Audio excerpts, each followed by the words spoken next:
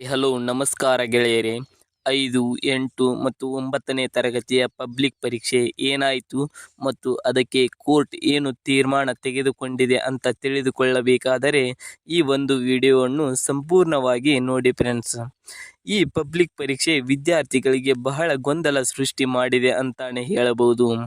ಏಕೆಂದರೆ ಈ ಪಬ್ಲಿಕ್ ಪರೀಕ್ಷೆಯನ್ನು ಕೆಲವು ಜನ ನಡೆಸಬೇಕು ಮತ್ತು ಇನ್ನು ಕೆಲವು ಜನ ಬೇಡ ಎಂದು ಹೈಕೋರ್ಟ್ಗೆ ಮನವಿಯನ್ನು ಸಲ್ಲಿಸಿದ್ದಾರೆ.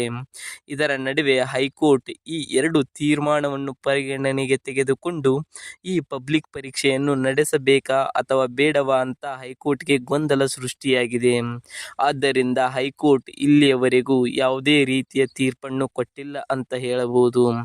ಆದರೆ ಹೈಕೋರ್ಟ್ ಈ ವಿಷಯದ ಬಗ್ಗೆ ಕೂಲಂಕುಷವಾಗಿ ಅಧ್ಯಯನ ಮಾಡಿ ಇನ್ನೇನು ಕೆಲವು ದಿನಗಳಲ್ಲಿ ಅಂತಿಮ ತೀರ್ಪನ್ನು ನೀಡುತ್ತೇವೆ ಎಂದು ತಿಳಿಸಿದೆ.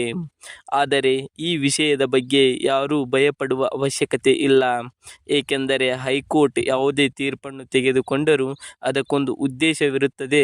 ಹಾಗಂತ ಎಲ್ಲರೂ ತಮ್ಮ ತಮ್ಮ ಮಕ್ಕಳನ್ನು ಧೃತಿಗೆಡಲು ಬಿಡಬೇಡಿ, ಚೆನ್ನಾಗಿ ಓದಿಸಿ. ಏಕೆಂದರೆ ಈ ಪರೀಕ್ಷೆಗಳೇ ಜೀವನವಲ್ಲ. ಆದ್ದರಿಂದ ಯಾವುದೇ ರೀತಿಯಲ್ಲಿ ಹೆದರುವ ಅವಶ್ಯಕತೆ ಇಲ್ಲ.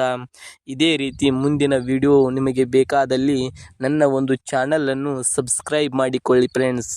ಹಾಗೆ ಪಕ್ಕದಲ್ಲಿರುವ ಬೆಲ್ ಐಕನನ್ನು ಕ್ಲಿಕ್ ಮಾಡಿ ಒಂದು ಲೈಕ್ ಕೂಡ ಮಾಡಿ ಫ್ರೆಂಡ್ಸ್. ಹಾಗೆ ಕಮೆಂಟ್ ಮತ್ತು ಶೇರ್ ಮಾಡುವುದನ್ನು ಮರಿಬೇಡಿ ಫ್ರೆಂಡ್ಸ್.